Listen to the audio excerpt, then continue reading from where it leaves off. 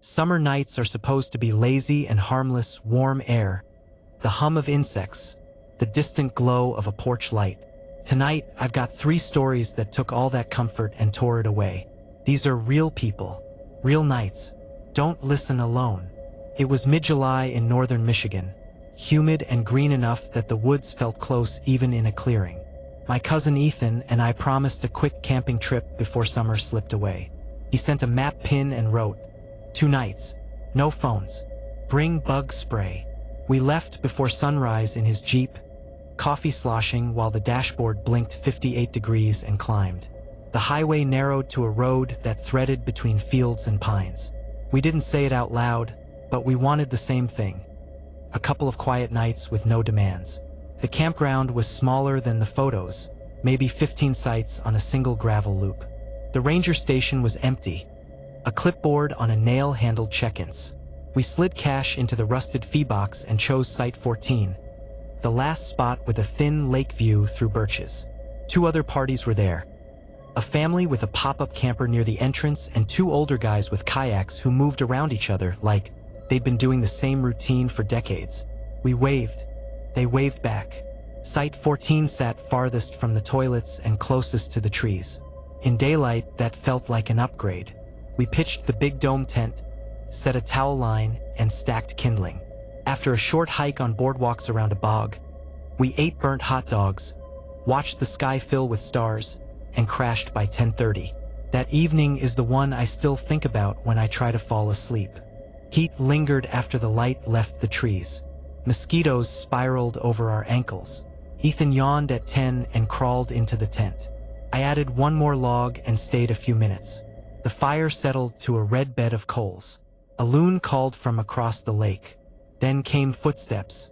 At first I filed it under ordinary forest noise. Then the weight gave it away, heel to toe on gravel, too steady for an animal. The steps came along the loop road that dead-ended at our site. No one walks past Site 14 unless they want the lake or the trees behind us. The steps stopped where the ground changed from gravel to a mat of needles near the back of the tent. The firelight didn't reach that far. I stared into the dark until my eyes invented shapes. Then I heard it, a long, slow inhale, a pause, and then an exhale. Calm, unhurried, close enough that I could smell something flat and stale like tobacco dried into fabric. "Hello," I said before I could swallow the word. Hearing my own voice out there felt like speaking in a church. The breathing cut off. No answer. A moth ticked against my lantern. Water kissed the shore. I stood and took 1 step toward the tent, the hatchet suddenly heavy and obvious where it leaned by the fire. I picked it up because empty hands felt like an invitation to be stupid. "You're freaking me out, man," I said, and hated that I sounded like I was trying to be funny. A soft crunch of needles and the steps started again, moving away. Not fast, not like someone who'd been caught, but steady, with the confidence of a path memorized in the dark. They veered off the road and slid between the birches toward the lake. I stayed just past the circle of firelight until the coals dulled and the night swallowed everything. Inside, Ethan had an arm over his eyes. I whispered his name. He jerked, swore, and said, "What?" "Someone was behind the tent," I said, breathing. He lifted his arm, and in the gray of the mesh, I saw his face shift from annoyed to alert. We listened and heard nothing. "Probably some weirdo taking a shortcut," he said, though there was nowhere to shortcut to. "If they come back, we'll yell." We lay there listening so hard the air felt noisy. Pine cone dropped somewhere and I flinched. I must have drifted because the next thing I remember is seeing 2:31 a.m. on my phone and hearing the second set of footsteps. They came from the lakeside this time, soft through needles. There was a pause at the corner where our heads were. Ethan's breathing changed. He was awake. The steps began to move again, circling us. Not lost, not random, deliberate. I pictured a hand hovering an inch from the nylon, tracing the curve of the tent. The idea of unzipping the door died as soon as it formed. I could feel where my shoulder was in relation to the wall and how thin that wall felt. The breath came again, closer now. An inhale that tasted us, an exhale that gave nothing back. Ethan whispered, "Dude," My hand had found the hatchet in my sleeping bag and clamped around it like it might melt into me. We waited while the footsteps drifted away, not toward the entrance or the water, but sideways along the line where our cleared sight turned into trees. When silence returned, it felt heavier than sound. Dawn came flat and gray. Dew stitched the tent. We stepped into air that smelled like wet dirt and cold ash. The fire was a pile of exhausted wood. At the back corner of the tent, the ground was scuffed darker, needles ground into soil. Pressed near the seam, half buried in duff, was a cigarette butt. The filter was stained tea-brown. A crescent of ash still clung to the end like it had been pinched out between two fingers. Neither of us smoked. The family near the entrance had little kids who shrieked at dragonflies in the morning. The kayakers looked like early-to-bed types. When we walked the loop, no new cars had arrived. The clipboard at the entrance still had the same 3 names. The park looked unchanged, like the night belonged only to us. We talked about leaving and then didn't. Pride is a dumb animal. We told ourselves we'd be fine with a plan. Ethan said we'd make trip alarms. A line with an empty can tied between saplings and a couple of sticks leaned against the back of the tent. In daylight, it felt like overkill. In daylight, everything does. We rented a canoe from the unmanned shed. Leave an ID in a box, take a paddle, and drifted around the lake, trying on explanations. A fisherman, a bored local, a drifter. None fit. By evening, clouds muscled in from the west and smoothed the colors. The air pressed on our ears, like the world was holding its breath. We ate early, cleaned obsessively, and by 10 we doused the fire and zipped the tent. Midnight slid past. 1, 2. The waiting took up space. I rehearsed sentences, as if the right words could make someone turn around. The aluminum can ticked once, rolled a little, and went still. Ethan's hand found my shoulder. A beat later, the leaning sticks made a small, dry complaint. Then the sound we'd been pretending not to expect. The careful, reluctant weight shift of a person moving quietly. The circle began again. Slower, closer. A darker dark passed behind the thinnest part of the tent wall. I tasted metal. "Hey," Ethan said, too loud, voice cracking. "You need to leave." Silence. Not empty listening. "We're calling the police," he said, bluffing. We had no service. He unzipped the door halfway. Every nerve in me said no, but he was already outside, shoulders squared like he could be a door the night wouldn't walk through. I followed with the hatchet. My headlamp cut a narrow cone between the trees. It found needles and trunks and nothing moving. We stood there and heard our own lungs as if they belonged to someone else. A soft fluting sound drifted from low to the ground, rising and falling like breath in a bottle.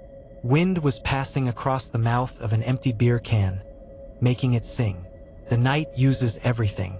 We took a slow lap around the site, brave for each other. At the far edge where the birches give way to pines and the ground dips, my light caught a pale cylinder in the duff. A second cigarette. Newer, the paper still white. A faint oval in the filter like someone had clenched it between their teeth. "Let's go," I said. Ethan didn't argue. We packed fast, every zipper loud in the quiet. By first light, the tent was down and the Jeep loaded. As we rolled past the ranger station, the clipboard paper lifted in the breeze and fell flat again, like a nod. No one asked what we were leaving behind. Back home, I kept that second cigarette in a sandwich bag for a while. Proof, though, of what I wasn't sure. Sometimes when I opened the drawer, I'd get a flash of stale tobacco and cheap paper, and I'd be back under the thin skin of the tent counting someone else's steps. A month later, I threw it away because the smell made me feel watched. Sometimes I thought about taking it to the police, but what would I say? It lived in my drawer like a warning. We still camp, just not there.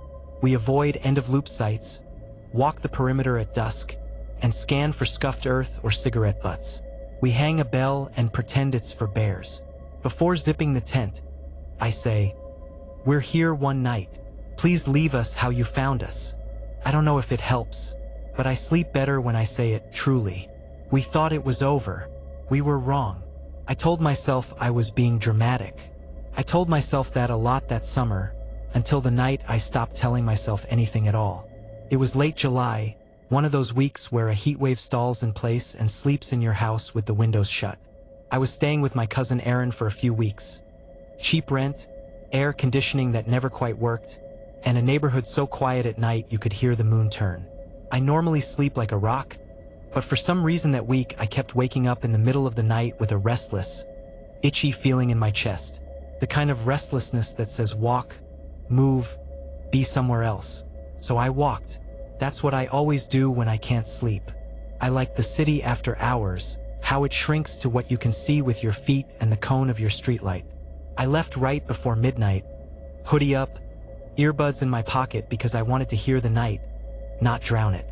My usual loop takes me 3 blocks past the church, a left down a narrower street with older houses, then a short path that cuts behind lawns and spits you out near my cousin's driveway. The path is shaded by trees. The pavement is patchy. It feels safe because I know every crack. The world was smaller that night, closer. Crickets sounded like a static hum. A distant car passed and was gone. A streetlight a block ahead buzzed and sputtered, throwing a shaky pool of yellow over the pavement. I walked slow because it felt like a place where time was generous. It was maybe 10 minutes in when I heard it, a soft crunch of gravel behind me. Not the jittery rustle of an animal, but measured human steps. The kind that say someone is carrying themselves on purpose. I paused without thinking, then turned. Nothing, just the dark ribbon of path, the trees leaning in like they were eavesdropping. My first thought was Aaron, he sometimes walked late too. My second thought was all the dumb horror things your brain offers up when you're skittish. I walked again. The steps started back up. Not random, not scattered. They matched my pace with a 1 to 2 second delay, like a shadow keeping polite distance. I crossed to the other side of the path, old habit, trivial superstition. The sound followed. My chest did that tight, quick thing it does when your body decides fear before your mind catches up. I told myself to keep walking, keep breathing. I told myself this was nothing, but the sound kept coming, constant and patient. I stopped. The steps stopped. Silence. The kind of silence that makes your ears ring. I listened for birds, a car, a dog, anything. The night thinned. Then, faint and close, I heard a soft scrape, like fabric on nylon, where the path bends near the hedges. My scalp prickled. I called out, "Hello!" And my voice sounded ridiculous in the open. No answer, just the steady breathing of late summer air. I started walking again, faster now, wanting to empty the place from under me. The footsteps resumed immediately, matching my speed as if someone was learning to mirror me. My pulse took over. I jogged, then ran. At the mouth of the path, where it opens onto the street with the pale streetlight, I stopped and looked back. There, at the edge of the path, half in the trees and half in the light, stood a figure. Tall, hoodie up, hands in pockets, still as a question mark. I could only see the outline. The streetlight made a halo, and his face was a shadow. But something about his stance felt wrong, too casual by choice, not by comfort. He didn't step toward me. He didn't call out. He tilted his head like someone listening to a faraway radio and then, almost kindly, stepped back into the trees and disappeared. I walked the rest of the way home with my skin on edge. I locked the door, checked the windows, and left the porch light on. I told Aaron in the morning and he laughed. "Probably some kid messing with you," he said. But laughing is a thin armor. I felt hollowed out by that night. Night 2, the itch was worse. I tried to be reasonable. I left earlier at 9:30 to prove I wasn't afraid. The neighborhood looked harmless in daylight. Children's bicycles leaned against porches. Sprinklers blinked like small fountains, and someone had left a kiddie pool in a driveway. That normalness should have calmed me, but it didn't, because when it's daytime, normal looks like a costume you can take off. At night, it feels like skin. That night, around 11, I heard the cadence again. Steps offset by a beat, 3 sets of crunch, pause, 3 sets of crunch. It wasn't perfectly matched to my pace. It was attentive in a new way. I ducked into a corner store to get air and pretend I wasn't nervous. On my way out, a man sat on the bench by the window, hoodie up, head down. I caught the shape for a second, and when he looked up, our eyes met. There was that same slow grin, like a private joke. He stood and walked away, not down the street but into the narrow alley that feeds back into the cluster of trees.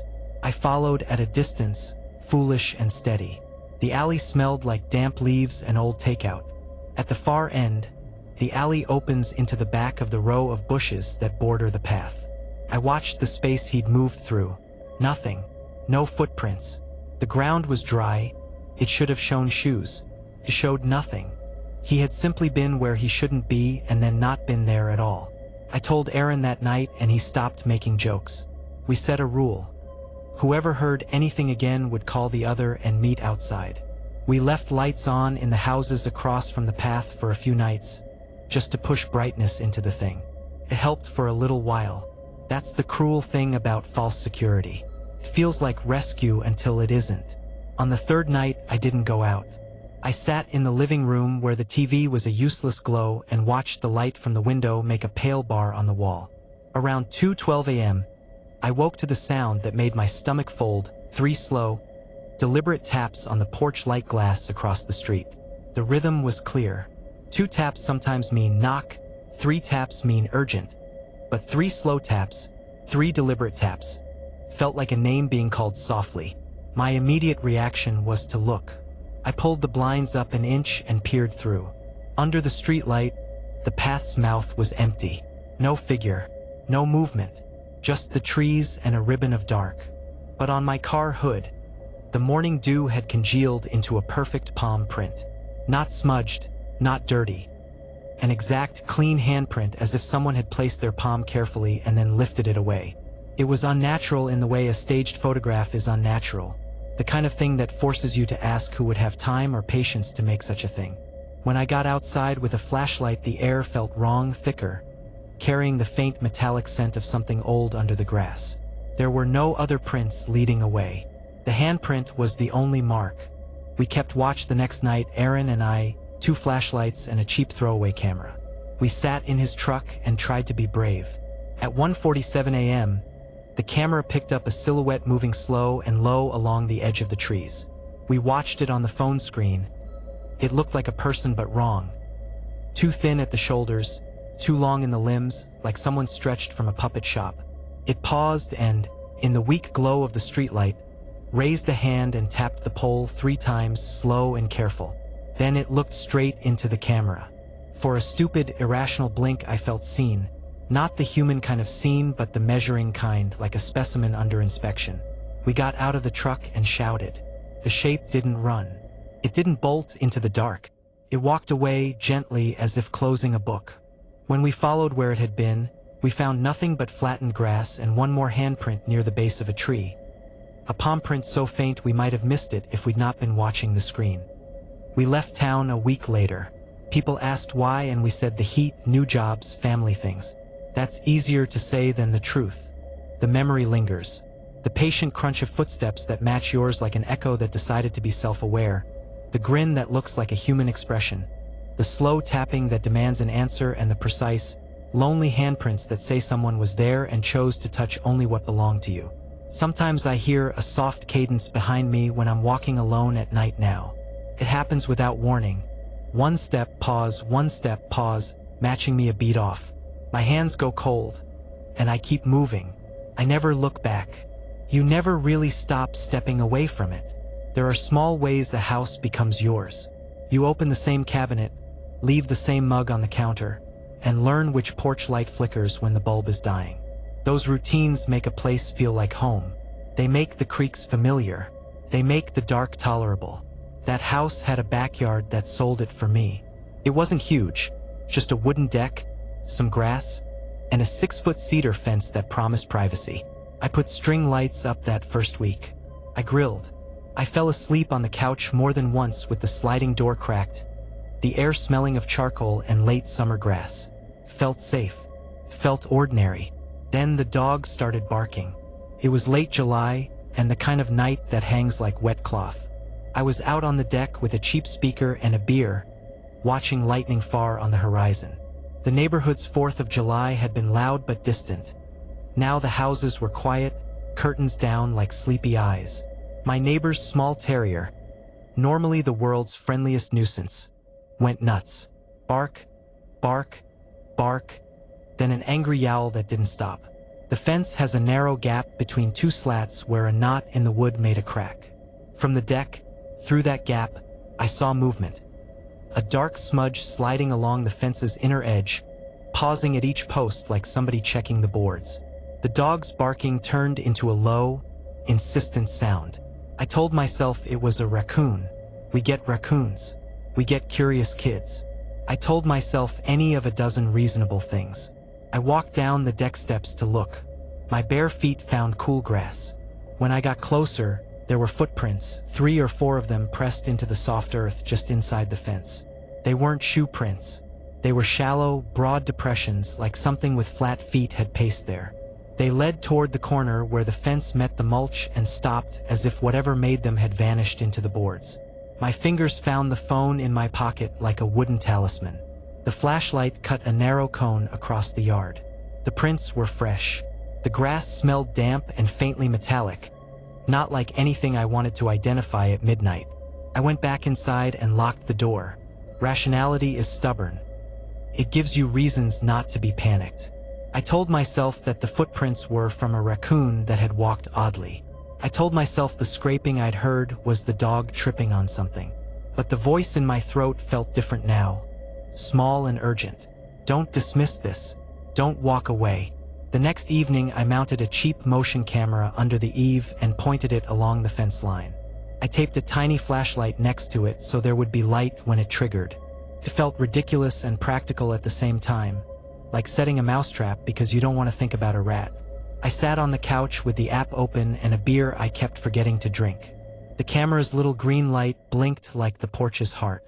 My neighbor's dog whined somewhere, then quieted. I told myself I'd leave the camera for a few nights, then laugh about nothing and forget about the prints. That's what people do. They normalize the weird until it fits inside the pattern of their lives. At 12:17 a.m., the phone pinged. Motion detected.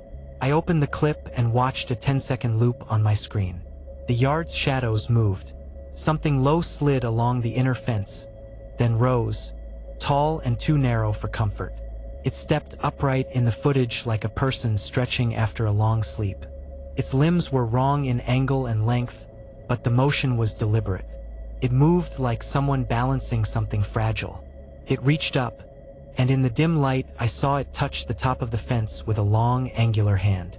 2 soft knocks. Not aggressive. Polite almost. For a moment it pressed what looked like a face to the gap between slats. The camera rendered it oddly. A pallid oval with dark hollows where eyes should be. It looked like a negative photograph of a person. Colors inverted, details lost. Then the clip stuttered, a burst of pixelation, and the app said motion stopped. I watched the 10 seconds 5 times. My hands trembled so much my beer rattled against the coffee table. The hair on my arms stood like teeth on end. I texted Aaron. He said he'd come over. He arrived with a flashlight and a grin that fell away when I showed him the clip. We walked the yard together. The prints were still there, sharp in the moonlight, and the smear the camera had suggested was real. An almost white outline on the inside of one slat where something had leaned. It looked like someone had rested a pale palm between the boards and lifted it cleanly. We stationed ourselves on the deck and waited until the hour stole our patience. It felt ridiculous. 2 grown men on a porch waiting for something that might be a raccoon. But when it came, nothing about it felt small. Around 1:50 a.m., the motion app pinged again. We watched the live feed. The shape moved slow and patient along the fence, then stopped and turned toward the camera like a person aware of being watched. It lifted a hand and tapped the fence in a small, deliberate rhythm. 3 knocks this time, slow and measured. It looked through the slats at the camera and cocked its head. And in that tilt there was intent. Curiosity, maybe, or boredom. It wasn't hungry. It wasn't angry. It was examining. We shouted. The figure didn't bolt. It turned and walked away, along the inner perimeter where the ground is softer, like someone reclaiming a path. When we followed the tracks, they led right to the corner post and ended. No holes in the fence, no sign of squeezing through. Just prints pressed into soil and that faint outline on the board. Later that morning, I found a new mark near the deck. for small depressions in a neat semicircle, like someone had placed their palm and legs on the ground and then lifted them away. They were clustered, patient, as if whatever had made them had been counting the beats of the night and choosing when to leave. We left the camera running for a week. It recorded other small movements, raccoons, a night cat, but one clip remained lodged in my head. In that clip, the figure didn't just tap. It drew something on the inside of the fence with one long, thin finger, an arc, almost a smile. The phone pixelated as the camera tried to interpret the motion and failed. The outline left by whatever it drew was there later, a pale curve no raindrop or human hand could have made. When I told people, they asked the normal questions. Did you call the police? No. Why not? Because the police will log conceivable prank and leave, and then you keep watching at night, waiting. Did you change the locks? No. There was no forced entry, and what you lock against wasn't always the thing you're afraid of. We moved out a month later, not because the yard was dangerous in the conventional sense, but because living somewhere that keeps secrets feels like renting your sleep to someone else. New people put their keys in the door and don't know to check under the deck for impressions in the dirt. They don't know the difference between a raccoon and a visitation. The house kept its ordinary face. Sometimes, though, when the house is quiet and the AC buzzes low, I think of that clip and the way the figure pressed close to the slat.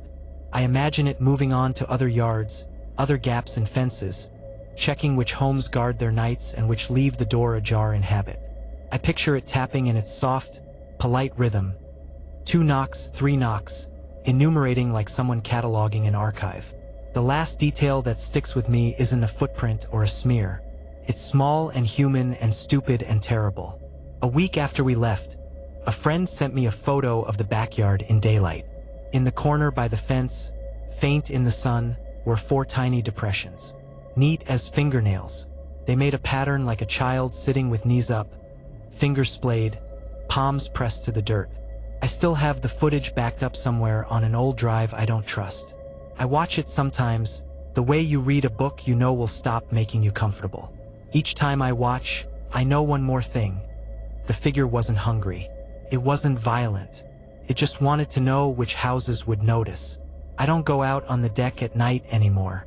I don't leave the sliding door cracked. I close the blinds earlier than I used to. Those small rituals feel useless and also necessary.